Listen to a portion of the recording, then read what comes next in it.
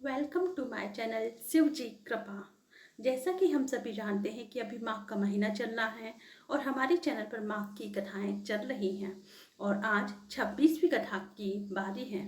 तो माघ मास महात्म्य 26वां अध्याय।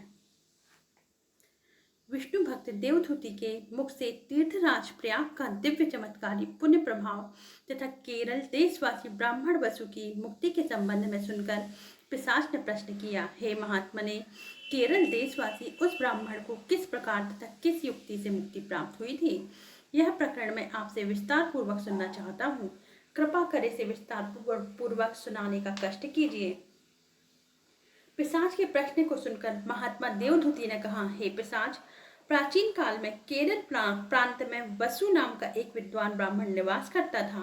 संपूर्ण शास्त्रों का ज्ञाता, वेदों का मर्मज्ञ और वेद पारगामी ब्राह्मण वसु यद्यपि एक विद्वान ब्राह्मण था, किंतु उसके कार्य पूर्णतः अधार्मिक तथा अनीति युक्त थे। वह दान, जप, तप, यज्ञ, हवन तथा ईश्वर भक्ति इत्यादि कोई भी धार्मिक कृत्य नहीं करता था। वह ना तो अपने माता पिता तथा गुरुजनों का आदर करता था और ना ही उनकी सेवा ही किया करता था। वह पूर्णतः अधार्मिक था। उसके अधार्मिक तथा अत्याचारी कृत्यों से उसके स्वजन संबंधी, माता पिता तथा गुरुजन इत्यादि सभी दुखी और असंतुष्ट थे। उन्होंने उसे सुधारकर सन्मार्ग पर लाने के अनेकों प्रयास किए, परंतु उन्हें सफलता नहीं मिली।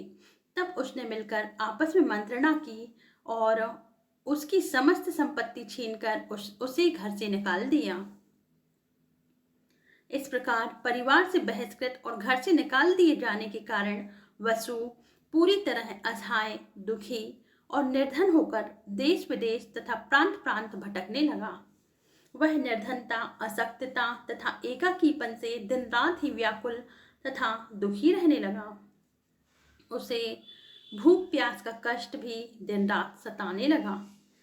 उसके दुखों की कोई सीमा नहीं थी और ना कोई अंत था।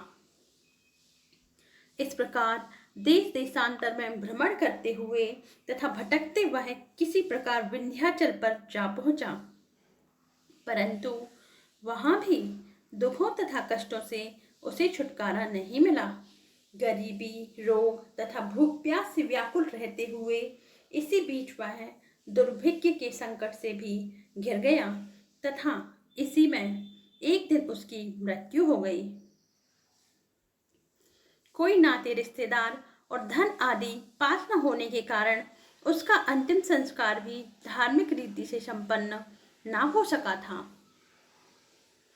इस प्रकार ब्राह्मण वसु की मृतात्मा को सद्गति न मिल सके।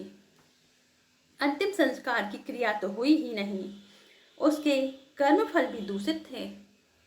इन सब का परिणाम यह हुआ कि उसे प्रेत योनि को ग्रहण करना पड़ा। तब ब्राह्मण वसु की मृतात्मा प्रेत योनि को प्राप्त कर वहीं विंध्य पर्वत पर रहने लगी। वहां पर वह प्रेत योनिधारी ब्राह्मण वसु शीत, ग्रीष्म, क्षुधा, त्रसा तथा पीड़ा से व्याकुल एवं व्यथित रहने लगा। वह सदैव ही दुखी होकर लंबी लंबी सांसें लेता हुआ जहां तहां हाय हाय करता हुआ भटकता रहता था। वह दिन रात ही व्याकुल तथा पीड़ित रहता था। उसे रंच मात्र भी सुख शांति नहीं थी। इतनी कथा सुनकर महर्षि वशिष्ठ जी ने महाराजा दिलीप से कहा, हे राजन, जो मनुष्य हवन नहीं करते हैं, दान और जप तप इत्यादि कोई धार्मिक कृत्य नहीं करते हैं तथा सदैव ही भगवान भजन तथा देवादिदेव भगवान विष्णु की आराधना से विमुख रहते हैं, ऐसे मनुष्यों को क्रिया भ्रष्ट तथा कृत्यहीन समझना चाहिए। इसी प्रकार जो व्यक्ति पावन दिव्य तीर्थों का सेवन नहीं करते और वहां जाकर धार्मिक कृत्य नहीं करते तथा कभी भी भिखारियों एवं अभ्यागतों की सेवा नहीं करते तथा अन्न, वस्त्र, स्वर्ण, फल, मिष्ठान, जल एवं मणि इत्यादि का कभी भी दान नहीं करते हैं, वे सदैव ही अधार्मिक तथा धर्म रहित माने जाते हैं। ऐसे लोक निंदित तथा धर्म वर्जित कृत्यों को करने वाले मृत्यु के पश्चात नरक की यातना तो भोगते ही हैं।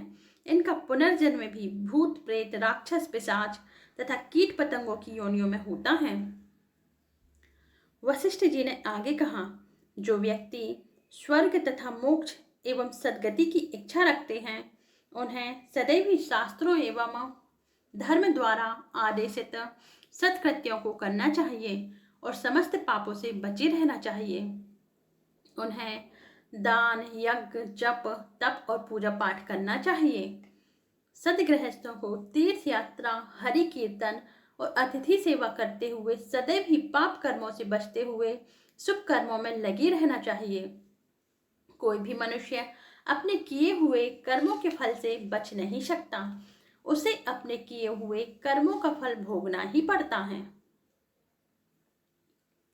धर्म के मर्म की चर्चा करते हुए महर्षि वशिष्ठ जी ने आगे कहा, ब्राह्मण, क्षत्रिय, वैश्य तथा शूद्र, इन चारों वर्णों वाले मनुष्यों को सदैव ही धार्मिक कृत्यों में लगे रहना चाहिए।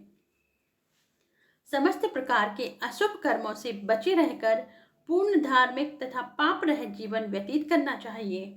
इससे उनका यह लोक तथा परलोक दोनों ही संवरते हैं और वे दुखों से मुक्त रहकर धन, वैभव, आरोग्य तथा सुख शांति को प्राप्त करते हैं। धर्मयुक्त जीवन व्यतीत करने में ही समस्त प्राणियों का कल्याण है। महर्षि वशिष्ठ जी ने आगे राजा दिलीप से कहा, हे राजन, अब मैं तुम्हें केरल देश के उस प्रेत कायाधारी ब्राह्मण वसु की मुक्ति की कथा सुनाता हूँ। एक दिन एक धर्मात्मा पुरुष प्रयागराज में स्नान करके अपने घर लौट रहा था। उसके साथ त्रिवेणी जल की 2 बोतलें भी थीं, जिन्हें वह अपने साथ ले जा रहा था। वह भगवत भक्ति में मग्न होकर भगवान का कीर्तन करता हुआ चला जा रहा था कि उसी समय वसु के प्रेत ने उसका मार्ग रोक लिया। वसु के प्रेत ने उससे कहा, हे ब्राह्मण, तुम्हारे पास जो जल की बोतलें हैं, मैं उनका जल पीना चाहता हूँ। इस समय यदि तुमने मुझे जल न पिलाया तो प्यास से व्याकुल होकर मेरा प्राणांत हो जाएगा। याचना से भरा हुआ प्रेत का ऐसा आग्रह सुनकर उस धर्मात्मा व्यक्ति ने प्रेत से पूछा, घोर दुखों से दुखी, क्लांत, निर्मल, मलिन तथा वस्त्र रहित तुम कौन हो? तुम्हारे जर्जर शरीर में केवल प्राण ही अपना आभास देते हैं, अन्यथा तुम अत्यंत दुखी एवं क्रसकाय प्रतीत होते हो। तुम्हें देखकर मुझे भय प्रतीत हो रहा है। तुम्हारा शरीर धुएं के समान काला क्यों है? तुम्हारे पैर भूमि पर क्यों नहीं ठहरते? तुम मुझे अत्यंत दुखी एवं अमानवीय दशा से ग्रस्त प्रतीत हो रहे हो।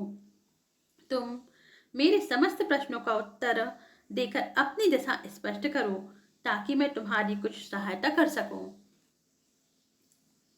उस धार्मिक व्यक्ति ने से इन प्रश्नों को सुनकर उस प्रेत ने कहा, हे पुण्यात्मा, जिन कर्मों को करने से मैं इस दुर्दशाग्रस्त स्थिति को प्राप्त हुआ हूँ, उनका सविस्तार संपूर्ण वृत्तांत मैं आपको सुनाता हूँ। ब्राह्मण होकर भी मैंने जीवन भर कोई सत्कर्म नहीं किया, जीवन भर किसी को कोई दान नहीं दिया और धर्म में कभी भी कोई रुचि नहीं दिखाई। मैंने अपने माता पिता तथा गुरुजनों की भी कभी कोई सेवा नहीं की। मैंने कभी भी घर आए किसी अभ्यागत का स्वागत सत्कार नहीं किया। मैंने जीवन भर स्वेच्छाचारी जीवन जिया था। मैं सदैव ही भगवान की भक्ति और पूजा अर्चना से विमुख रहा और मैंने जीवन भर अनेकों पाप कर्म तथा परपीड़न के कृत्य किए थे। प्रेत ने रोते हुए अपने आगे कहा, हे ब्राह्मण, अब मुझे अपने पूर्व जन्म में किए गए इन समस्त पापों को स्मरण करके पश्चाताप हो रहा है। मेरे अपकर्मों के प्रभाव से मेरे ज्ञान, बुद्धि तथा विवेक पूर्ण रूप से नष्ट हो चुका है। मेरा दुर्भाग्य इतना बड़ा है कि इस वन में समस्त प्रकार के फल फूल, कंदमूल तथा निर्मल जल से परिपूर्ण जलाशय विद्यमान होने पर भी मैं सदैव भूख और प्यास से व्याकुल होकर भटकता रहता हूँ। मेरे पाप कर्मों से मेरा दुर्भाग्य इतना प्रबल है कि मैं ना तो लताओं और वृक्षों के फल तोड़कर खा सकता हूँ, ना कंदमूल फल खा सकता हूँ। और ना ही पेट भरकर जल ही पी सकता हूँ। अपने पूर्व जन्म के पाप कर्मों के कारण ही मुझे यह प्रेत योनि प्राप्त हुई है। मैं सदैव ही क्षुधा, तृषा तथा पीड़ा से व्याकुल रहा करता हूँ। इस भयंकर दुखदायी प्रेत योनि में वायु ही मेरे जीवन का एकमात्र आधार है। अब मैं अनुभव कर रहा हूँ कि मनुष्य के स्वकृत कर्मों से निर्मित प्रारब्ध बड़ा प्रबल है। इससे किसी की भी रक्षा नहीं हो सकती। इति श्री पद्म पुराणे माघ महात्म्ये 26वां अध्याय समाप्तः। जय श्री हरि विष्णु। ओम नमो भगवते वासुदेवाय।